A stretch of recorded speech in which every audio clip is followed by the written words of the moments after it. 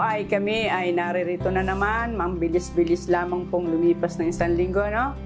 At ngayon po muli tayong magkakaroon ng pagkakataon na mag-usap-usap sa atin pong Lesson Quarterly. Nasa pangwalong topic na po tayo na may pamagat na misyon sa nangangailangan. At kagaya po ng ating ginagawa, babatiin muna namin kayo. Lalo na po yung mga nagpadala ng kanilang mga pangalan. At maganda po kasi ngayon, inilalagay ninyo kung saan kayo galing. Mas maganda po ito na inilalagay ninyo ang lugar kung taga saan kayo. Si Greg Milo ng Quezon Central, Palawan. Si Edwin Gonzales ng PIC. Hindi ko po alam kung saan itong PIC na ito. PIC po ng AUP. Edwin Gonzales. Si Emily Villanueva. Si Lino Mandigma ng Parma, Italy. Ito po ang mga malalayo nating mga taga-subaybay. Si Loida Pilipina ng Europe. Si Rodela Mansek ng Buenlag, Magaldan, Pangasinan. Si Helen Penamora ng Infanta, Quezon. Ivana Delgado ng Baler, Aurora po ito. Jocelyn Pelesiano. Joel Noval ng Dubai, Visayan Church. Si Jofred Palcodnatan. Skills Farm TV. Emol Leo Villanueva ng Gao Church. Si May Suset Balisario ng Kalilitan, Umingan, Pangasinan. Si Edna Santoalia ng Polillo, Quezon.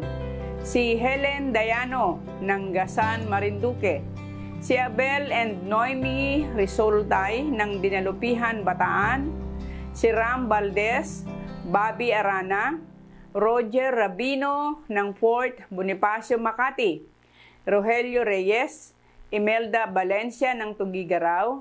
Si Mercy Buhia, parang AUP din po ito, si Doc Mercy Buhia. Ricardo Acopio ng Alaminos, Laguna. Si Giselle Duque ng Limay, Bataan. Alan Palalaria ng West Valley, Candelaria. Edmond Sabio ng Saging, Dinalupihan, Bataan. Nisitas de la Roca. Arlene Alota ng Alicia Isabela. Leonida Calanog. Efren Vasquez Sr. Emilio de la Cruz Jr. ng Hillview, Bataan. Edward Nigma. Shem Sumagaysay ng Concepcion, Iloilo. Cristino ng Central Bicutan.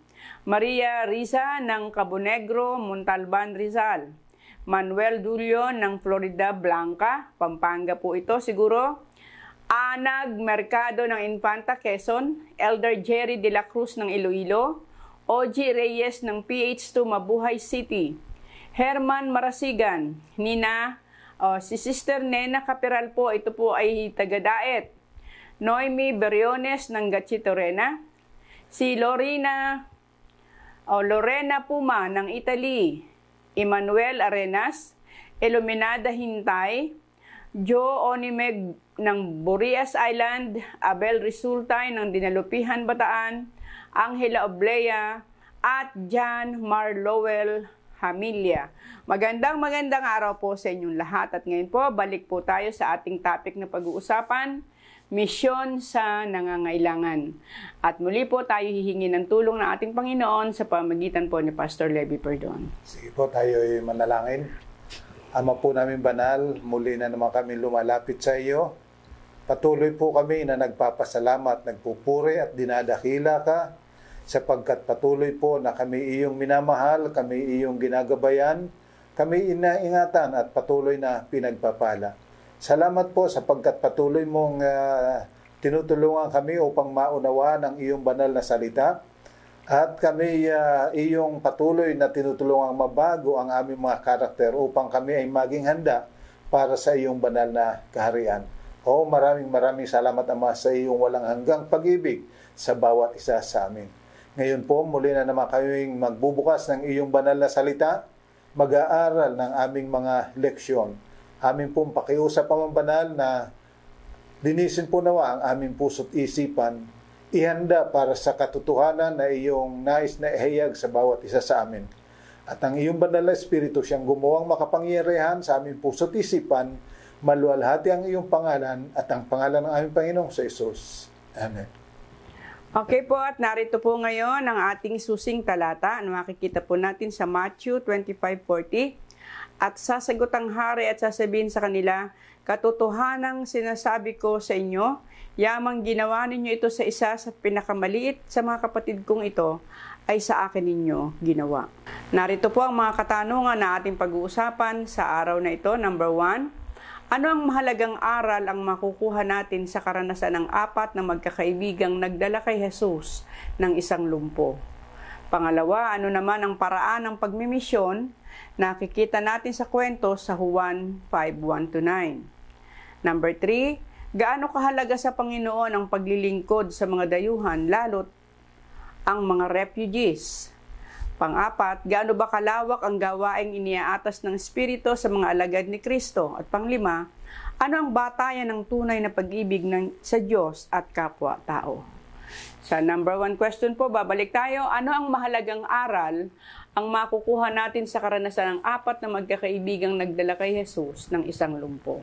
Yan. Tingnan mo dyan sa aklat ng Lucas 5:17 hanggang 26 ang sinasabi. Isang araw, habang siya'y nagtuturo, may nakaupong mga Pariseo at mga guro ng kautusan na nagmula sa bawat nayo ng Galilea, Judea at Jerusalem. At ang kapangyarihan ng Panginoon ay nasa kanya upang magpagaling. At may dumating na mga lalaking may dalang isang lalaking lumpo na nasa isang higaan at sinikap nilang maipasok ang lumpo sa bahay at mailagay sa harap ni Jesus. Subalit dahil wala silang makitang daan dahil sa dami ng tao, umakyat sila sa bubungan ng bahay at ibinabasya pati na ang kanyang higaan mula sa binutas nilang bubungan sa gawing gitna sa harapan ni Jesus. Nang makita niya ang kanilang pananampalataya ay sinabi niya, lalaki, pinatatawad ka na sa iyong mga kasalanan. Ang mga eskriba at mga pariseo ay nagsimulang magtanong, Sino ba ito na nagsasalita ng mga kalapastanganan? Sino ang makapagpapatawad ng mga kasalanan maliban sa Diyos lamang? Subalit batid ni Jesus ang kanilang mga iniisip at sinabi sa kanila, bakit ninyo ito pinag-aalinlanganan sa inyong mga puso? Alin bang mas madali ang sabihing pinapatawad ng iyong mga kasalanan o ang sabihing tumindig ka at lumakad? Ngunit nang malaman ninyo na ang anak ng tao ay may otoridad sa ibabaw ng lupa na magpatawad ng mga kasalanan, sinabi niya ito sa lumpo, sinasabi ko sa iyo, tumindig ka, buhatin mo ang iyong higaan, umuwi ka sa bahay mo. Kagad siyang tumindig sa harapan nila, binuhat ang kanyang higaan at umuwi sa kanyang bahay na niluluwalhati ang Diyos. Labis na namangha ang lahat at niluwalhati nila ang Diyos. Napuno sila ng takot na nagsasabi, nakakita kami ngayon ng mga bagay na katakataka. Yan. So, kung iyong napansin diyan, hindi madali na dalahin yung lumpo. Mabigat ito. At maraming mga tao, maraming nakahadlang sa daanan. Subalit, isang bagay ang kanilang ginawa. Nag-isip sila ng paraan papaanong madadala sa Panginoon yung kanilang kaibigang lumpo. Sapagkat alam nila na walang ibang makatutulong kung hindi ang ating Panginoon. Kaya sila ay naging innovative. Sila ay nag-isip ng paraan. Sila ay umakyat sa bubong, binutas yung bubungan at doon nila hinugos yung kanilang kaibigan. At alam po ninyo, ang nakita ng Panginoon, yung pananampalataya. Alam po ninyo, napakalaga na bilang mga lingkod ng Panginoon at tayo maglilingkod sa kapwa, maraming hadlang ang maaaring daanan natin. Subalit alam nating lahat na walang ibang makatutulong kung hindi ang ating Panginoon. So we should think of ways, mga pamamaraan kung paano natin madadala ang isang tao na napapahamak sa Panginoon upang siya ay maligtas. Opo, maraming hadlang, maaaring mga church leaders. Kasi sabi rin, nandun yung mga Pariseo at iba pa, napakarami. So marami talagang nagiging hadlang. Kung ating pong i-consider parati tayo makikita na may problema. Pero hindi po hadlang yung problemang yun para dalhin natin ang Ebanghelyo, ang pabalita ng ating Panginoon. Kapag minsan tayo napipili, hindi magandang dalhin kasi makita mo naman ang ating kalagayan. Hindi yon ang importante. Ang importante, tayo'y nananampalatayang lubos na ang tao walang ibang pag-asa kung hindi ang ating Panginoon. At yun ang dapat nating talagang gagawin. Pagsisikapan natin dalahin sa Panginoon anuman ang mga problema sa ating kapaligiran, maaaring sa ating pamilya, maaaring sa ating iglesia, may mga problema, pero huwag yun ang maging hadlang. Kasi nakikita ng Panginoon kapag tayo ay talagang desidido at alam niya na yung pananampalataya natin ang siyang nagdadala sa atin upang magsumikap na maihatid sa Kanya ang isang nangangailangan, kagalakan ng Panginoon na paglingkuran siya. So, hindi tayo maging failure. Kung minsan kasi iniisip natin, wala, hindi tayo magtatagumpay. Tingnan mo naman, hindi po yon. Ang tagumpay natin, wala sa ating iglesia. Ang tagumpay natin, nasa Panginoon. So, ipakita natin na tayo'y talagang nananampalataya na ang solusyon lang ay sa Panginoon. Kaya kung mayroon man tayong mga problema sa loob ng iglesia, dalahin natin sa Panginoon. Kasi ang Panginoon din ang makakasolusyon ng problema sa iglesia. Kung minsan sinasarili natin yung problema sa iglesia, kung minsan nagagalit na tayo, kapag minsan nadidiscourage na tayo, hindi. Dapat dalahin natin sa Panginoon. Kasi po, Pastor, minsan may mga kausap ka, nakakausapin mo tungkol sa Panginoon. Hindi alam nila yung relihiyon natin. Sasabihin, mga kasama naman ninyo, ganito ang ginagawa, eh. Malimit yan. Kasi yun talaga. Kaya, hindi yun dapat hadlang. Gagawa tayo ng paraan, kahit na parang imposibleng paraan. Ang importante kasi rin, makita ng Panginoon na tayo'y talagang nananampalataya na siya lang ang makapagliligtas. At walang imposible sa Panginoon. Pero kapag inisip mo, ay, imposible yan. Kasi tingnan mo naman, walang imposible sa Panginoon. Patuloy lang, dalhin natin ang Ebanghelyo. Okay po, yun po ang number 1 nating tanong. At ngayon po sa pangalawa, ano naman ang paraan ng pagmimisyon? Nakikita natin sa kwento sa Juan 5:1-9. Yan. Basahin mo at ating titingnan mabuti. So mga minamahal, ito po ay ating tingnan mabuti. Ano ang Pagkaraan nito ay nagkaroon ng pista ang mga Hudyo at umahon si Jesus patungo sa Jerusalem. Sa Jerusalem ngay may isang tipunan ng tubig sa tabi ng pintuan ng mga tupa na sa wikang Hebreo ay tinatawag na Bethsaida na may 5 portiko. Sa mga ito ay nakahiga ang maraming may sakit, mga bulag, mga pilay at mga lumpo, sapagkat lumulusong ang isang anghel ng Panginoon sa mga tanging panahon sa tipunan ng tubig at kinakalawkaw ang tubig at ang unang manaog sa tipunan ng tubig pagkatapos na makalawkaw ng tubig ay gumagaling sa anumang sakit na dinaramdam. Naroon ang isang lalaki na may 38 taon nang may sakit.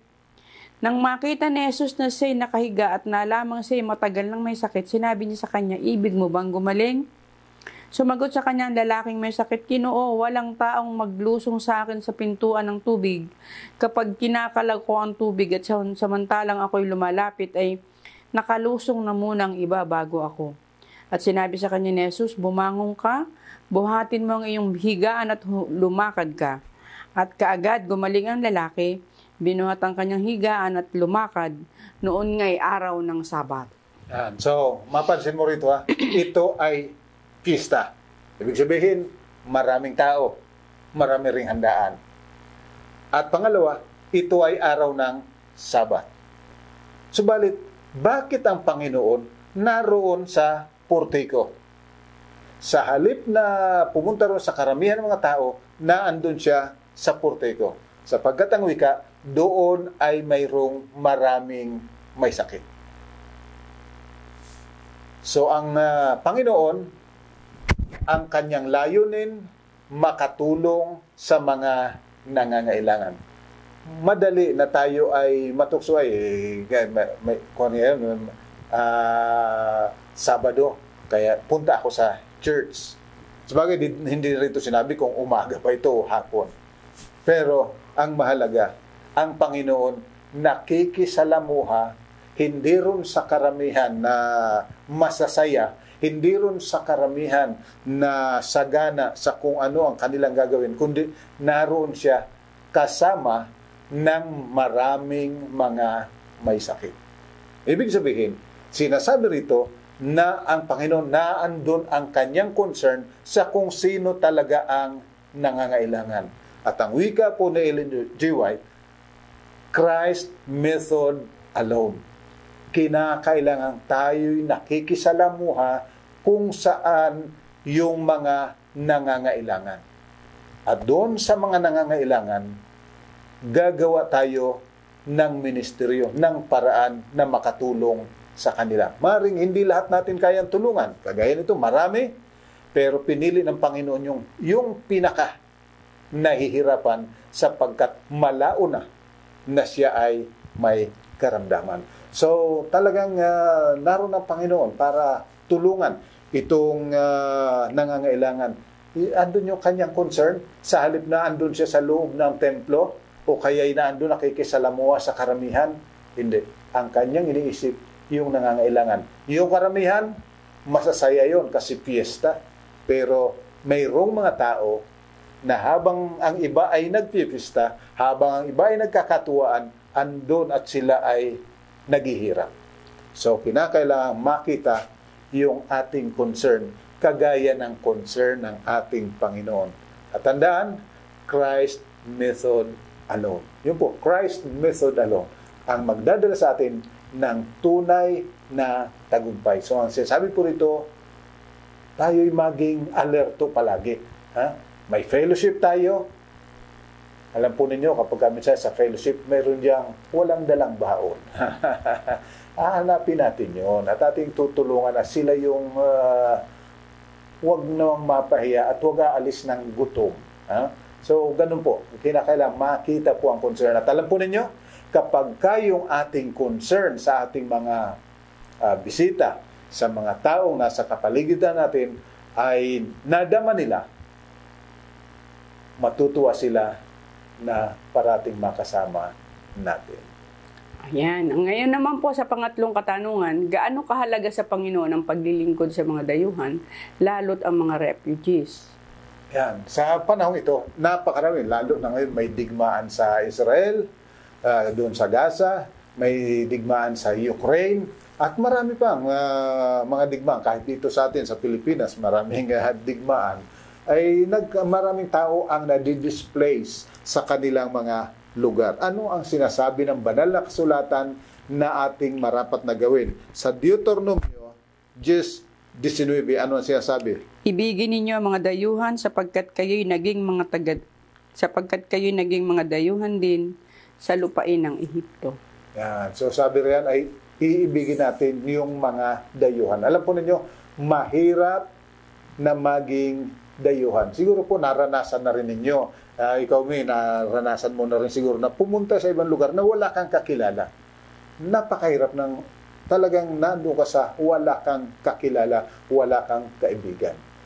Pero kapag mayroong tao na lumapit sa iyo at tumulong sa iyo, nagiging magaan ang lahat. At yun ang ibig ng Panginoon na maging ating nasa puso at isipan. Tingnan pa natin sa awit 146:9. Ano ang sinasabi? Iniingatan ng Panginoon ang mga banyaga, kanyang inaalalayan ang babaeng balo at ang ulila, ngunit ang lakad ng masama ay inililihis niya. Yes. So, mayroon pong mga dayuhan na talagang nangangailangan. Maraming mga dukha. Mahal daw yun ng Panginoon. Hayaan mo na yung medyo gumagawa ng masama at ayaw talikuran yung masama. Pero huwag nating kaliligtaan yung mga nangangailangan. Gayon din ang sinasabi sa Roma 12:13. Ang sabi po, magbigay sa mga pangangailangan ng mga banal at magmagandang loob sa mga dayuhan. Yan. So, ang ating pong kabutihan, hindi lang dapat doon sa kasamahan natin sa church. Ha? Yun ang sinasabi, hindi lang yung kapamilya natin, maging mga dayuhan.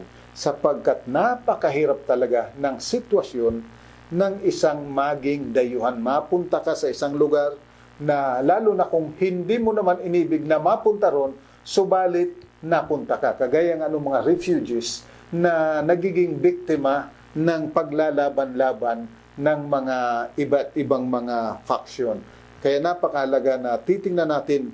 Alam mo, mayroon akong nakausap, siguro nakausap natin noon sa Ragay, yung biyana ng mayor.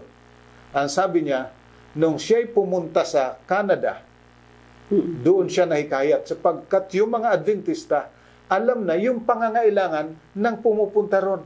Well, hindi man ako kilala pero alam nila na ako'y bagong lipat doon. Karakaraka yung mga Adventista dumating, dinalan ako ng jacket, dinalan ako ng blanket. Alam ika namin na hindi mo alam ang sitwasyon dito. Napakalamig rito. So, ito mayroon kaming dinalang jacket, mayroon kaming blanket para sa iyo. May mga pagkain pa. May mga pagkain pa. At mula noon, ay parati na siyang sumamba hanggang sa siya ay nabautismuhan. At nang pag-uwi niya rito sa Pilipinas, pati yung kanyang anak, yung kanyang manugang na mayor, ay kanyang hinihikayat na mag-aral. At alam po ninyo, nung ako'y dumalaw sa bahay ng mayor, natagpuan ko siya, nagko-computer. Pero ang kanyang tinitingnan, pinapanood niya yung mga activities ng camping ng mga Seventh-day Adventist. Ibig sabihin, sa kanyang puso, nagsisiyasat na siya. Bakit? Dahilan doon sa kabutihan ng mga kapatid na inabutan doon sa Canada nung isang Pilipina na pumunta ron na hindi niya alam kung ano yung talagang tunay na sitwasyon doon. At alam po ninyo, napakahalaga talaga ng inaasikaso natin yan. Tingnan pa natin sa Leviticus 23:22 ang sinasabi. Kapag inyong ginapas ang ani sa inyong lupain, ay huwag ninyong gagapasin hanggang sa mga sulok ng inyong bukid. Huwag ninyong titipunin ang mga nalaglag sa inyong pag-aani. Iiwan nyo ang mga iyon para sa dukha at sa mga dayuhan. Ako ang Panginoon ninyong Diyos. So makita niyo, kahit nasa pag-aani, sabi ng Panginoon, huwag ninyo sasairin. Hayaan ninyong may maiwan. Kapag kami nalaglag riyan, huwag nyo nang pulutin. Alang-alang yan doon sa mga mahihirap. Alam po ninyo, kapag minsan, halimbawa, mayroon kang nyugan, mayroon kang sagingan, ay masama ang loob natin na mayroong mga pupunta ron at kumukuha ng bunga ng ating mga halaman. Pero hindi po natin alam kung gaano yon makatulong sa kanila. Mayroon talagang sadyang mga magnanakaw. Pero hindi mo alam kung yung tao ay talagang walang-wala na at natutuwa ang Panginoon kapag yung mga taong walang-wala na kagaya noon ay tinulungan natin. Sapagkat sa Panginoon, walang ibang mahalaga, ang wika niya, yung isang makasalanan ay makabalik. Ang isang kaluluwa na kahalaga sa Panginoon sa buong kalangitan. Na ano pa't ang wika, sila'y nagkakaroon ng malaking katuwaan sa isang kaluluwa na nadadala sa Panginoon. Okay po, at sana po naging maliwanag ang ating question number 3. At ngayon po pang-4, gaano ba kalawak ang gawaing iniatas ng Espiritu sa mga alagad ni Kristo? Yan, tingnan natin dyan sa Lucas 4, talatang 18. Ang Espiritu ng Panginoon ay nasa akin sapagkat ako'y hinirang niya upang ipangaral ang magandang balita sa mga dukha. Ako'y sinugo niya upang ipahayag ang paglaya sa mga bihag at ang muling pagkakaroon ng paningin sa mga bulag upang palayain ang mga naaapi. So, napakaliwanag. Ang banal na Espiritu ibinibigay para makapaglingkod tayo sa mga tao. At napakaraming mga tao nangangailangan ng bulag, pipi, pilay, at yung mga dukha. Yan siya sabi na. So, napakalawak ng ating gawain. Hindi lang doon sa mga maayos. Lahat ng halos ng tao ay nangangailangan talaga ng tulong ng ating Panginoon. At tatandaan, ang banal na Espiritu po ipinagkakaloob para tayo ay makapaglingkod sa iba't ibang uri ng mga tao.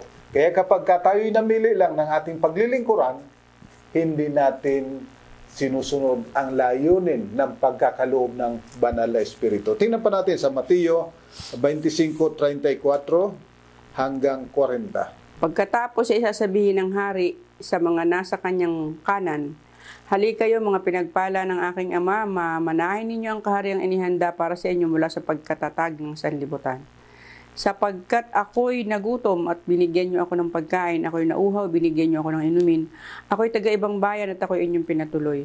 Ako'y naging hubad at inyong dinamitan, ako'y nagkasakit at ako'y inyong dinalaw, ako'y nabilanggo at ako'y inyong pinuntahan. Pagkatapos ay sasagutin siya ng mga matuwid na nagsasabi, Panginoon, kailan ka namin nakitang gutom at pinakain ka namin? Uuhaw at binigyan ka ng inumin. Kailan ka namin nakitang isang taga-ibang bayan at pinatuloy ka? Uhubad at dinamitan ka. At kailan ka namin nakitang may sakit o nasa bilangguan at dinalaw ka namin? At sasagot ang hari at sasabihin sa kanila, katotohanang sinasabi ko sa inyo, yamang ginawa niyo ito sa isa sa pinakamaliit sa mga kapatid kong ito, ay sa akin ninyo ginawa. So, sinasabi rito ng Panginoon, malawak talaga yung scope ng ating gawain. Sa bilangguan, yung mga may hirap, yung mga dayuhan, napakalawak. Hindi lang doon sa mga naandyan lang sa ating kapaligiran. Napakaraming mga tao ang talagang sakop na dapat nating mapaglingkuran. At ang sinasabi rito ng Panginoon, sa huling araw, pagdating ng panahon, ang maganda, sasabihin ng Panginoon, hali kayo mga pinagpala ng aking Ama. Bakit? Sapagkat ako'y nagutom, ako'y inyong pinakain. Ako'y nauhaw, ako'y inyong pinainom. Ako'y nagkasakit, inyo akong dinalaw. Ako'y nabilanggo, ako'y inyong pinuntahan. At sabi, kailan ka namin nakita na ganun ang kalagayan? At sabi ng Panginoon, yayamang ginawa ninyo ito dito sa isa sa kalit-litang ito sa akin ninyo ginawa. So mga minamahal, tatanda po natin, lahat ng ating ginagawa ay ginagawa natin sa Panginoon. So sapagkat sa Panginoon natin ginagawa, ang Panginoon ang magpapala sa atin. Huwag po tayong manghihimagod. Kapag minsan mayroong mga nagsasabi, ay sila yung may sweldo, mga pastor, sila yung may sweldo, so sila ang magtrabaho dyan, sila ang pumunta riyan. Mga minamahal, tatandaan po, mas pinagpapala ng Panginoon yung walang sahod, subalit gumagawa dahilan nagmamahal sa Kanya at nagmamahal sa Kanyang kapwa-tao. So, mas mapalad po kayo, mas mapalad tayo kapag tayo'y gumagawa ng hindi pinasasahuran. Opo, kinakailangan natin siyempre may hanap buhay. Pero ang importante po, tayo naglilingkod sa Panginoon at ang Panginoon ang gaganti sa lahat. Subalit atin pong pakatatandaan, hindi lang itong buhay natin ngayon ang mahalaga. Ang mas mahalaga, yung buhay na walang hanggan. Opo, tayo naghahanap buhay sapagkat ibig nating mabuhay ngayon. Subalit higit sa ibig nating mabuhay ngayon, mabuhay tayo magpasa walang hanggan. At ang wika ng Panginoon, kapag ginawa ninyo sa isa sa kalit-litang ito, sa akin ninyo ginagawa. At siya lang ang nagbibigay ng buhay na walang hanggan. Kaya wala pong masasayang sa ating mga paglilingkod. Huwag nating panghihinayangan yung ating mga paglilingkod na yan sapagkat sa Panginoon natin ginagawa. At alam ng Panginoon ang bawat pangangailangan natin. Okay po, at ngayon po sa panglimang tanong, at ito po ang ating huling tanong sa araw na ito. Ano ang batayan ng tunay na pag-ibig sa Diyos at sa kapwa-tao? Yeah. Tingnan mo dyan sa Juan 15, 13 at 14. 13 at 14. Walang may higit pang dakilang pag-ibig kaysa rito na ibigay ng isang tao ang kanyang buhay dahil sa kanyang mga kaibigan. Kayo'y aking mga kaibigan kung ginagawa ninyo ang mga bagay na aking iniutos sa inyo. Yan. So, ang sabi riyan, yung pag-ibig natin sa mga nangangailangan na handa tayong ibigay kahit ang ating sariling buhay. At alam po ninyo, yan ay bibigyan ng reward ng Panginoon. Naalala ko tuloy yung napanood ko pa lang na videotape ni Pastor Pavel Goya. yung pastor at ang kanyang pamilya na pumaroon upang magpatayo ng church sa isang lugar na wala pang Adventist. Nung dumating sila roon, nangaral sila isang gabi lang, pinagbawalan na sila. Hindi na kayo maaaring makaulit. So siya nagpapaalam at ibig na niyang umuwi. Subalit ang sabi ng pastor, huwag kayong uuwi. Manalangin kayo. Nanalangin na kami, manalangin kayo. So ipinanalangin. At to make the story short, pinayagan sila kung sila ay gagamit ng building ng mga registered na mga churches doon sa kanilang lugar. At mayroon lang 4 na registered. Nakiusap siya, nireject siya ng 4 na churches. Sabi niya, wala po talaga pastor, hindi talaga kami pinapayagan. Manalangin ka, balikan mo, ulitin mo hanggang magsawa sa iyo. No, so nung balikan, ay sabi nung Baptist pastor, okay, papayagan kita, pero ipapaayos mo itong aking church. Tingnan mo ang bubong, sira-sira na. So, ipaayos mo. Magkano ang halaga? Sinabi yung halaga. Nagtanong sa misis yung pastor, magkano pa yung pera natin? Eksakto ron sa hinihinging pera. Ay, para saan ba itong perang ito? Yan ang budget natin sa pagkain natin, pang-arkila natin ng bahay, at yan ang pang-bayad natin sa transportation. Wala na iba? Wala na. Ang sabi, hindi tayo mabubuhay kung ibibigay natin ito. So tawag naman ulit siya kay Pastor Goya. Sabi ng Pastor Goya, ibigay mo yan. So, ibinigay. Alam po ninyo, nung ibigay, pag uwi, tingnan mo nga baka mayroon ka pang kahit na bariya dyan sa bag mo. Nung tingnan yung bag, andun yung envelope. Andun pa rin yung halaga. Tumawag doon sa pastor ng Baptist, ay sorry pastor, nakalimutan ko maibigay sa iyo yung envelope. Ang sabi niya, andito na ang envelope, tinanggap ko. Andito, hawak ko. Tinanggap ko na. So, baka nagkamali ka lang. So, binilang. Eksakto. Namalingkay sila. Pagkatapos, pagbalik, pagtingin, hindi na babawasan yung salapit. Ang sabi ng Pastor Goya, sige, bigay mo sa akin yung envelope na yan. Ang sabi naman niya, manalangin ka rin. Mga minamahal, alam ng Panginoon ang ating pangangailangan. At kapag tayo naglilingkod sa Kanya, hindi niya kailanman tayo pababayaan. Marami tayong nagiging kadahilanan, kahirapan natin, subalit pakatatandaan, ang Panginoon na parito sa lupa, walang-wala. Hindi siya nag-aral. Di po ba? Subalit, malaki ang kanyang nagawa sapagkat siya ay gumagawa ng gawain ng Diyos. Tandaan po, misyon ng Diyos, misyon ko.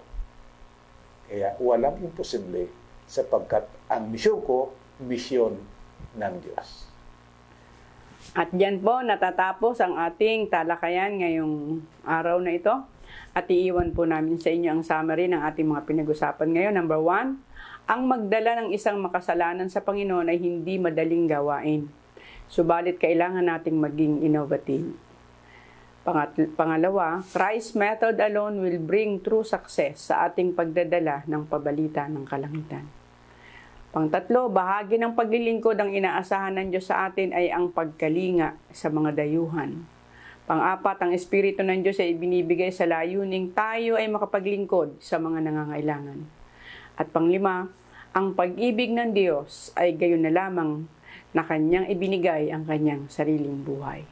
So mga minamahal, sana po tayo ay maging maabot natin yung sinasabing godliness, God-likeness. Kung paano ang Panginoon, maging ganun tayo. Idalangin po natin. Tayo sama-samang manalangin. Ama po naming banal, salamat po sa pribilehiyo na kami nakapag-aral ng iyong salita. Subalit, kasama po ng pribilehiyong ito ay ang responsibilidad na aming natutunan na marapat na aming dalahin ang iyong pabalita sa mga nangangailangan. At kapag pinag-usapan po ang banal ang mga nangangailangan, kami man ay nangangailangan. Datapwat iyo pa rin pinag-uutos sa amin, naabutin namin ang mga taong nangangailangan sapagkat lahat ng pangangailangan nais mong ibigay at nais mo kaming gamitin na maging instrumento. Wala kaming dapat nakatakutan sapagkat ang aming misyon ay iyong misyon.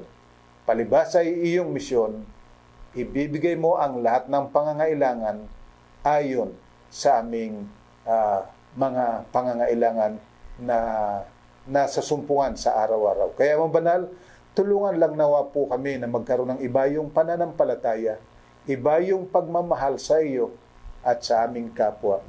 Linisin mo po ang aming puso't isipan sapagkat alam mo po naman ang lahat ng aming mga kahinaan. Kaya mga banal, kami nagtitiwala na iyong dinirinig ang aming dalangin at kami patuloy mong pagpapalain sapagkat kami po ay lumalapit sa iyo sa ngalan po ng aming Panginoong sa Jesus. Amen. So mga minamahal, ang pagpapala po ng Panginoon, kamta nating sama-sama.